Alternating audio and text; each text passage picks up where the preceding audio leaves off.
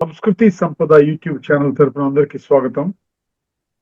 ఉపనిషద్ విజ్ఞానం అనే శీర్షిక ద్వారా శ్రీ ఎంవి లోకనాథం గారు ధారావాహిక ప్రసంగం చేస్తున్నారు. వారి ధారావాహిక ప్రసంగంలో ఈ రోజు 54వ ప్రసంగం చేస్తున్నారు. ఈ రోజు ఉపనిషత్తు ఈశావాస్యోపనిషత్తు. ఆ ఉపనిషత్తు గురించి ప్రసంగిస్తారు. శ్రీ లోకనాథం గారికి స్వాగతం. హరి ఓం తత్సత్.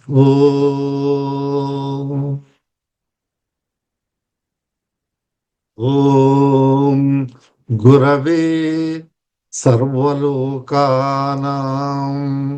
భిషజే భవరోగిణాం నిధయే సర్వవిద్యానాం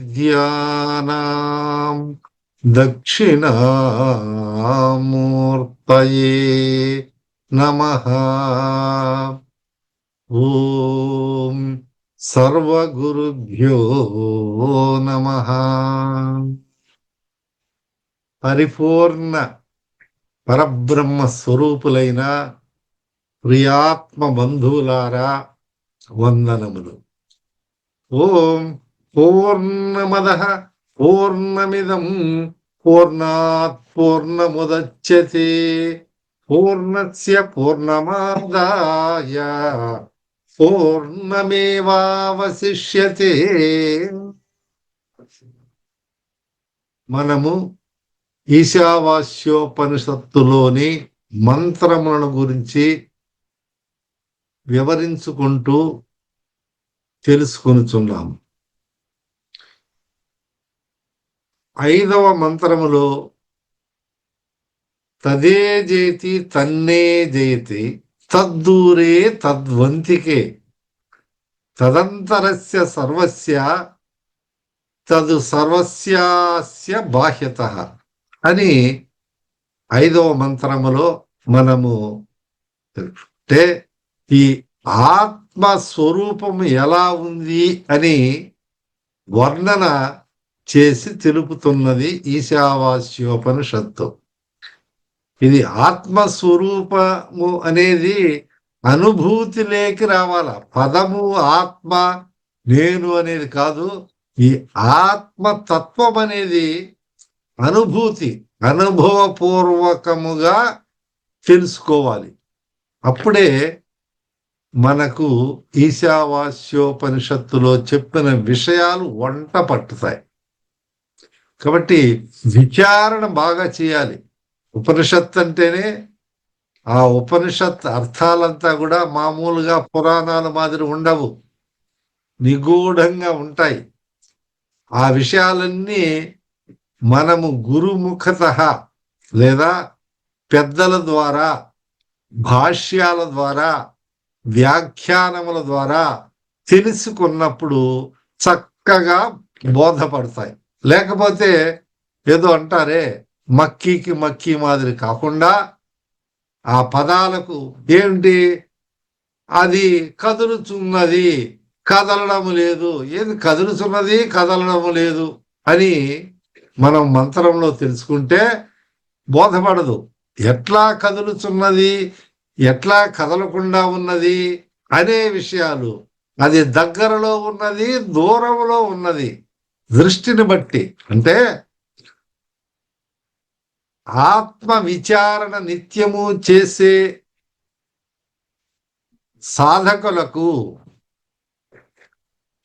అధికారులకు, సాధన చతుష్టయ సంపన్నత కలిగినటువంటి అధికారులకు ఈ ఆత్మ అతి సమీపంలో ఉన్నది, దగ్గరగా ఉన్నది.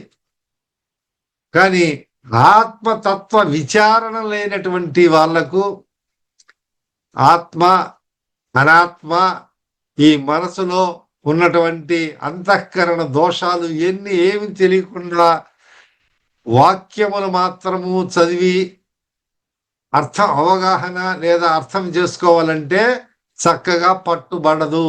అందువల్ల ఈ అధికారి అయినటువంటి వాడికి, విచారణ చేసినటువంటి వారికి దగ్గరగా ఉంటుంది, లేకపోతే అదే దూరంలో ఉంటుంది అని తెలియజేయబడుతున్నది ఈ మన మంత్రములో.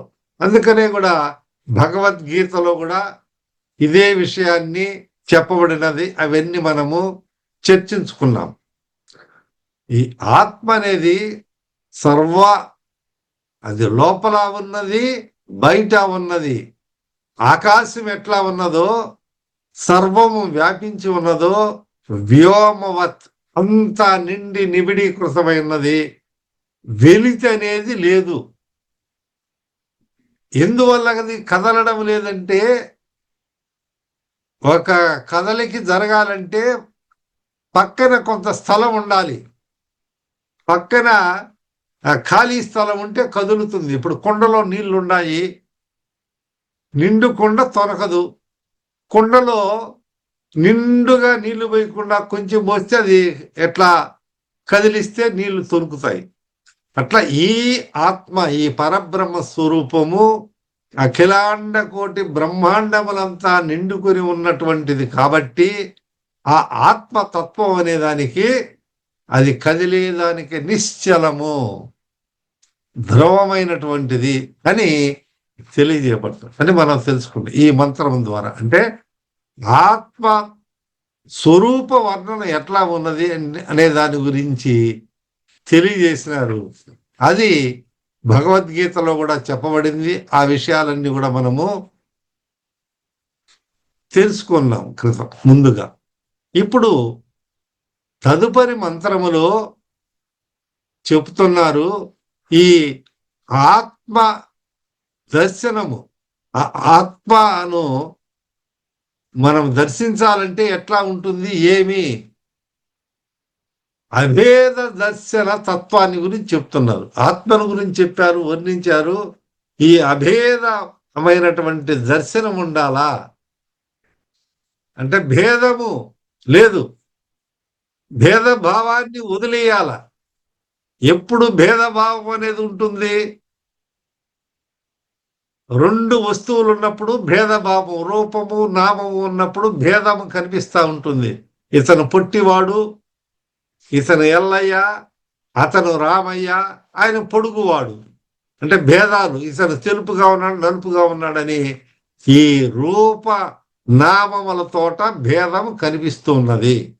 కానీ ఈ రూపాలు నామాలు అన్నీ తీసేసి అంతరాత్మలో ఉన్నటువంటి ఆత్మతత్వాన్ని ఎరిగిన వాడికి ఈ రూపనామాలు తొలగించుకుంటూ పోతే అభేద దర్శనం ద్వారా సర్వం అంతా కూడా ఆత్మతత్వంగా చూడగలుగుతాడు. పశ్యతి చూడగలుగుతాడు. దృష్టిం జ్ఞానమయం కృత్వ, మన దృష్టిని జ్ఞానమయం, జ్ఞానముతో నిండినటువంటి దృష్టి. మన దృష్టి జ్ఞానముతో కూడుకున్నటువంటి దృష్టి అయితే ఆ విధంగా మార్పు చేసుకుంటే అప్పుడు యథార్థ స్వరూపము తెలుస్తుంది. అప్పుడు అభేదము, భేద దృష్టి ఉండదు. సమదృష్టి అంటారే, సర్వత్ర సమదర్శన. సర్వత్ర ప్రపంచంలో అంతా కూడా సర్వత్ర అనే శబ్దానికి ఇంకా ఎక్కడని అక్కడ లేదని లేదు. సర్వత్ర అంతటా కూడా సమదర్శన. ఏంటి సమదర్శనం అంటే ఆత్మదర్శనము, ఆ బ్రహ్మ దర్శనము, ఆ పరబ్రహ్మం. లేకపోతే మనం ఏదైతే మనం ఒక పేరు పెట్టి పిలుచుకుంటున్నామో అటువంటి అభేద దర్శనం. మరి తత్వాల్లో కూడా చెప్తా ఉంటారు, అంతా రామమయం, ఈ జగమంతా రామమయం. ఎక్కడ రాముడు? అంతా మనకి ఎట్లా చెట్లు, పుట్టలు, కొండలు, నదులు, తటాకాలు ఇట్లా కనిపిస్తే ఆయన ఏమని పడుతున్నాడు? అంతా రామమయం, అంతా రామమయ అంటున్నాడు. అది ఎట్లా వచ్చినదంటే ఈ మంత్రం, యస్తు సర్వాణి భూతాని ఆత్మన్యేవానుపశ్యతి. 6వ మంత్రంలో ఈశావాస్యోపనిషత్తులు యస్తు సర్వాణి భూతాని ఆత్మన్యేవానుపశ్యతి సర్వభూతేషు చాత్మానం తతో న విజుగుప్సతే. మనం ఒక పరిచ్ఛేదం లేదా పదాల్ని అంత పద విభాగం చేసి తెలుసుకుంటే మనకు కొంత స్పష్టంగా తెలుస్తుంది. యహాతు ఎస్తు, ఎవడైతే ఏ మనిషి అయితే ఏ మనుజుడైతే అని అర్థం. యహాతు సర్వాణి భూతాని ఆత్మని ఏవా అనుపశ్యతి. ఇక్కడ పశ్యతి అనే అనుపశ్యతి అని చెప్పారు, దాని గురించి తెలుసుకుంటాం. సర్వభూతేషు చ ఆత్మానం తతః న విజుగుప్సతే. ఇది పద విభాగం. ఎస్తు సర్వాణి భూతాని ఆత్మన్యేవానుపశ్యతి సర్వభూతేషు చాత్మానం తతో న విజుగుప్సతే. ఏంది తతో అన్నారు, ఇక్కడ తతః అంటారంటే పదవి భాగంలో మనము సందులు సమాసాలు ఆయన్ని చూసినప్పుడు అట్లా మనము పరిచ్ఛేదం. తతో అంటే వ్రాసేటప్పుడు అలా ఉంటుంది, ఒక పదంగా చెప్పిన తతః. యహాతు ఎస్తు సంధి కలిసింది కాబట్టి ఎస్తు. యహ అంటే ఎవడు, తు అనే శబ్దాన్ని కూడా చాలా అర్థం సుదీర్ఘంగా పడుతుంది ఉపనిషత్తుల్లోనూ, తరువాత వేద శాస్త్రములోను భాష్యములోను కూడా మనం తెలుసుకుంటా ఉంటాం. అంటే ఎస్తు ఎవడైతే సర్వాని భూతాన్ని అంటే ఈ సమస్త చరాచర భూతములను, ఏమిటి ఈ సమస్త చరాచర భూతాలు ఎన్నున్నాయి? 84 లక్షల జీవరాశులు ఉన్నాయి అని శాస్త్రం తెలియజేస్తా ఉన్నది. అంటే నీకు ఈ సమస్తము చరము అచరము చెప్తారు కదా, ఉద్భిజములు, అండజములు, జరాయుజములు, స్వేదజములు 4 రకాలుగా ఉన్నాయి. ఈ జీవకోటి అంతా కూడా ఉద్భిజములు అంటే మనకు తెలుసు ఏమిటి, భూమిలోంచి అట్లా పైకి తీసుకొని వచ్చి ఆ బీజములోంచి బయటకు వచ్చి చెట్లు చేమలు ఎన్ని అట్లా విత్తనాలు చల్లితే పైన ఆ మట్టిని తొలగించి ఉద్భిజములు. అండజములు అండములోంచి పుడతాయి. ఇప్పుడు గుడ్డులోంచి వచ్చినట్టు ఇవి అండజములు. అండపిండ బ్రహ్మాండములు అంటారే, ఇవన్నీ కూడా అండము నుంచి వచ్చినాయంటే మనుషులు కానీ ఇంకా అండము నుంచి వచ్చేటువంటి జంతువులు అన్ని కీటకాలలో ఉండేటువంటి ఈ అండజముల నుంచే వస్తాయి. ఉదాహరణ చెప్పాలంటే మీకు తెలుసు, అన్ని బల్లి ఏ అయితే గుడ్లు పెడతాయో ఆ గుడ్లోంచి. స్వేదజములు అంటే ఈ స్వేదానికి చెమట నుంచి పేలు పుడతాయి. పేలు నల్లు ఇటువంటివన్నీ ఈ స్వేదం నుంచి ఉత్పత్తి అవుతాయన్నమాట, పుట్టుతాయన్నమాట. అటువంటి ఈ చరాచరములో ఉన్నటువంటి సర్వభూతాలు కూడా ఆత్మని తన యందే ఆత్మరూపమునందే పశ్యతి చూస్తున్నాడు, అంటే దర్శించుచున్నాడు లేదా భావించుచున్నాడు. ఇవన్నీ పర్యాయ పదాలు. అంటే చూస్తున్నాడంటే ఏంటి, ఆయన దర్శించుతున్నాడు. ఆ దర్శనం ఎట్టుంది, సమదర్శనం అనే దానికి వస్తున్నాము, అభేద దర్శనము దాన్ని అంటున్నాం. అనుపస్థితి అనే దాన్ని కూడా మనము తర్వాత తెలుసుకుందాము. సర్వభూతేషు చ, ఈ స్థావర జంగమాత్మకములందును మనం ఇందాక చెప్పుకున్నాం. స్థావరం అంటే ఈ చెట్లు కదలనటువంటివి స్థావరం. ఈ స్థావరం ఏదయా అని అంటా ఉంటారు. అంటే స్థిరమైనటువంటి ప్రదేశాన్ని స్థావరం అంటాం కదా. అటువంటి స్థావర జంగమాత్మకం అంటే తిరిగేటివి, కదలాడేటివి జంతువులు, పశువులు అన్ని కూడా. అందును ఆత్మానం, ఆత్మస్వరూపమును అంటే తన స్వరూపము. ఏ స్వరూపము? తన స్వరూపమే. ఆత్మ అంటే ఏదో కాదు, నీవే ఆత్మ, ఆత్మే నువ్వు. వేరు కాదు, అభిన్నం కాదు. ఏమిటి అంటే అదే విచారణ చేసినప్పుడు విషయము బోధపడుతుంది, అవబోధమవుతుంది,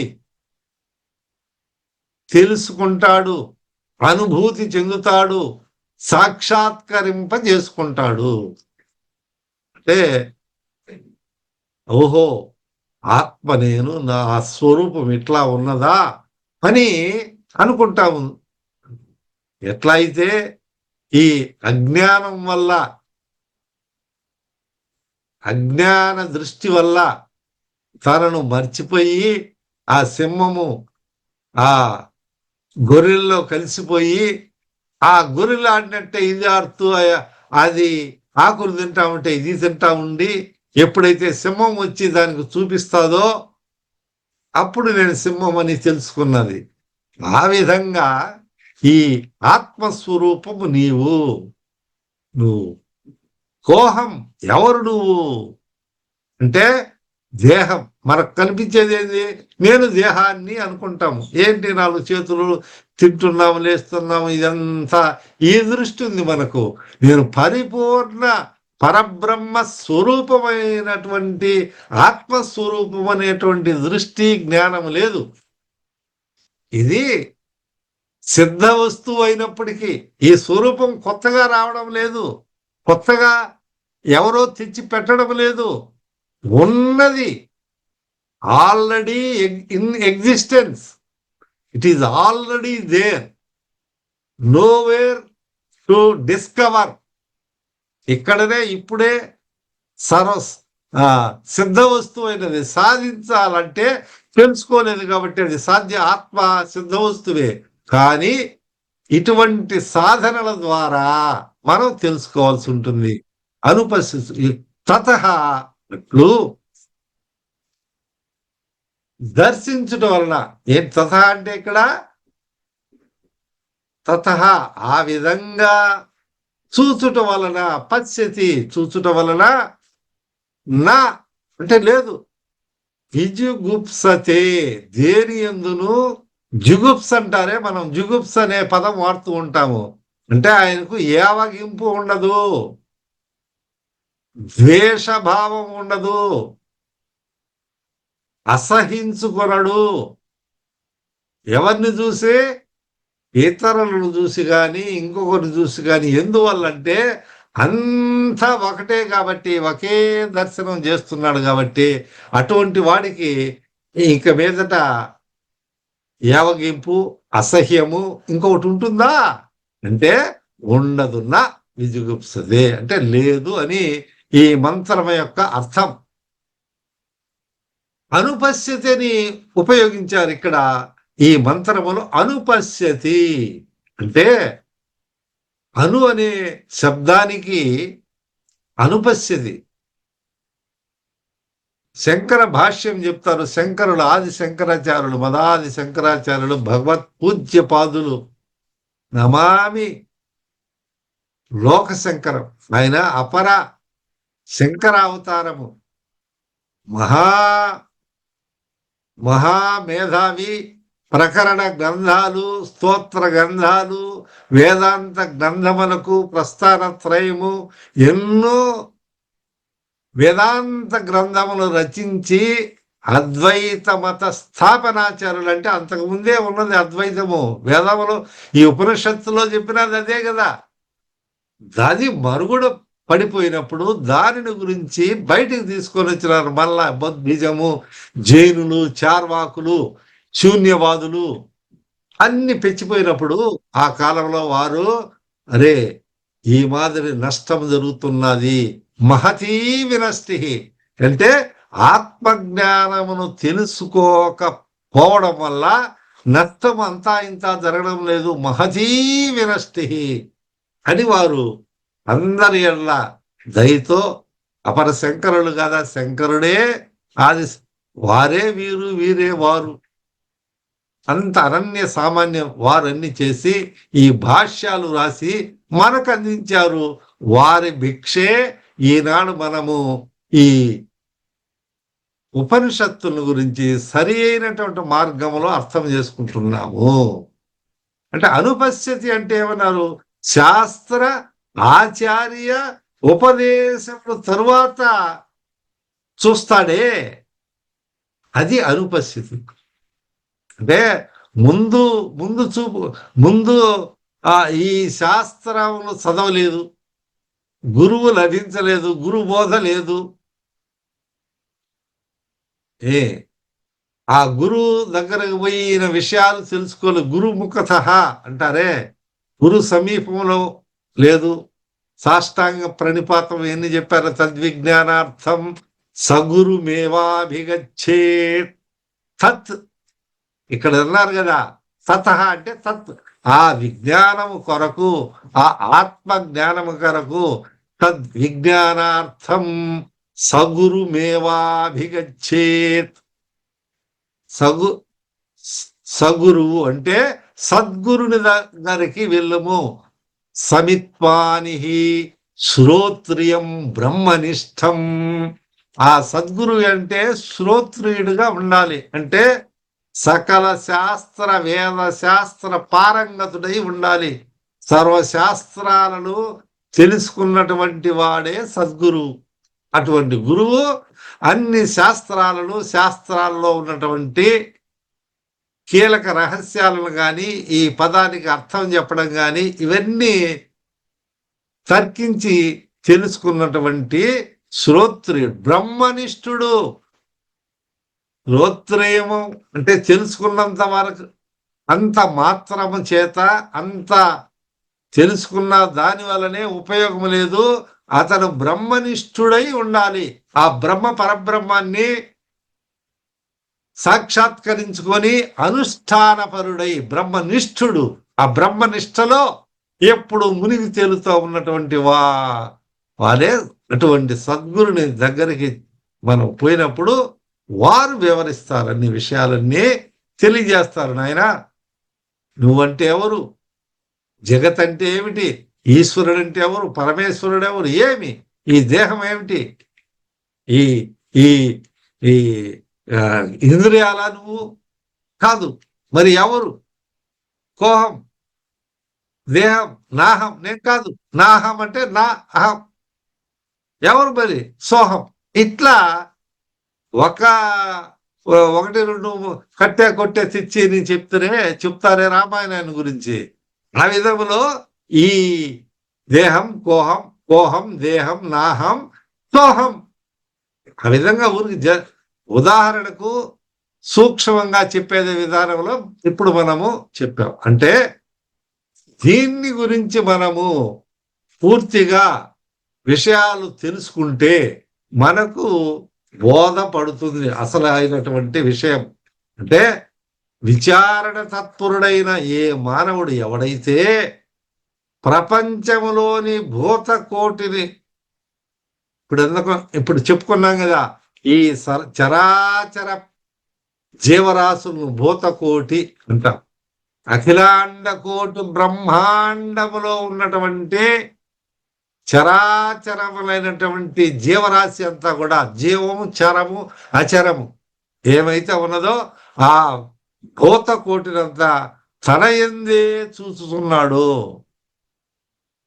ఆత్మ తన లోపల అంతా ఉన్నదని ఎవడు చూస్తున్నాడో, అట్లా ఈ సమస్త దేహంలో ఉన్నటువంటి పరమాత్మను చూస్తున్నాడో, ఆ సర్వభూతాలలో కూడా తనలో ఉన్నటువంటి ఆ పరమాత్మని సర్వభూతాలలో కూడా ఉన్నదని ఎవరైతే దర్శించుతున్నారో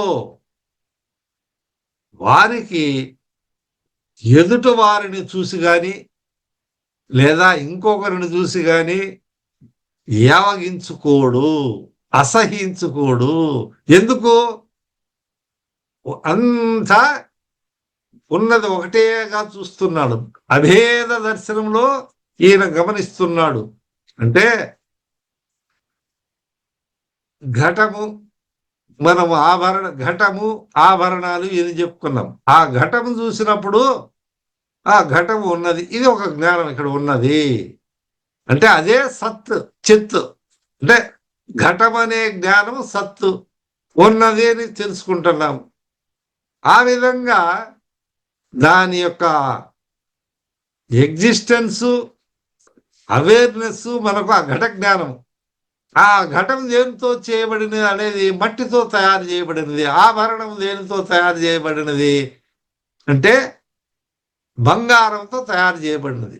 అది కంఠహారం గాని, నడుము పెట్టుకుండే ఉడ్యానం గాని, చేతులకు వేసుకుండే గాజులు గాని, ముక్కుకు పెట్టుకుండే ముక్కు పుడక గాని, చెవులకు పెట్టుకుండే రింగులు గాని, ఇవన్నీ ఆభరణాలు కనిపిస్తున్నా కానీ చేసేవానికి ఇదంతా ఏమిగా కనిపిస్తుంది? ఆ కంసాలు గాని ఇంకొకరు గాని ఎన్ని చూస్తే వివిధ నామ రూపాలతో ఉన్నప్పటికీ ఇటువంటి భేద దృష్టి, అంటే ఇది వడ్డానము, ఇది కంఠహారము, ఇది ముక్కు పుడక, ఇది ఇంకొకటి ఇంకొకటి ఇంకొకటి అని అభేద దృష్టితో చూసేటటువంటి వానికి ఇదంతా కూడా ఏంగా కనిపిస్తుంది? బంగారుగా కనిపిస్తుంది. బంగారు తప్ప వాస్తవానికి వేరేది లేదు. ఉందా? వేరే ఇంకోటి లేదు. ఉన్నది ఏమిటి? బంగారే. ఈ వివిధ రకాలైనటువంటి ఆభరణాలలో, నగలలో ఉన్నది ఏమిటి? బంగారు. అలాగే ఆ మాదిరి ఆ రీతిగా ఈ సర్వ ప్రపంచములో ఉన్నటువంటి జీవభూతాల్లో ఉన్నటువంటి ఈశ్వరుడే గాని వేరు కాదు అని ఆత్మజ్ఞాని, ఆత్మ తత్వము తెలిసిన వాళ్ళు, ఆ సమదర్శకులు, సర్వత్ర సమదర్శన అని చెప్పామే, అటువంటి వాళ్ళు దర్శిస్తారు. ఈ ఆత్మ విచారణ ఎవరు చెయ్యాలయ్యా అంటే ఈ మనిషి జన్మ ఎత్తిన ప్రతి ఒక్కరూ చేయాల్సినదే. లేకపోతే వాళ్ళనే ముందు ఏమని చెప్పారు మనకు ఈశావాస్యోపనిషత్తు అట్లా తెలుసుకోపోతే ఆత్మహంతకులు, ఆత్మహత్య చేసుకున్న వాళ్ళు మనం నిందిస్తా ఉంటే వాళ్ళు కాదయా, యథార్థానికి వీళ్ళే ఆత్మహత్య చేసుకున్న వాళ్ళు ఆత్మహంతకులు, ఘాతకులు అని మనకు ఈ ఉపనిషత్తు తెలుస్తున్నది. ఇంకా తదుపరి విషయాలంతా కూడా మనము సమగ్రంగా ఈ మంత్రము గురించి చర్చించుకున్నాం. ఓం పూర్ణమదః పూర్ణమిదం పూర్ణాత్ పూర్ణముదచ్యతే పూర్ణస్య పూర్ణమాదాయ పూర్ణమేవావశిష్యతే. హరి ఓం తత్సత్వో స్వస్తి. ఉపనిషత్ విజ్ఞానం గురించి ధారావాహిక ప్రసంగం చేసిన శ్రీ ఎంవి లోకనాథం గారికి ధన్యవాదాలు. ధన్యవాదాలు సార్.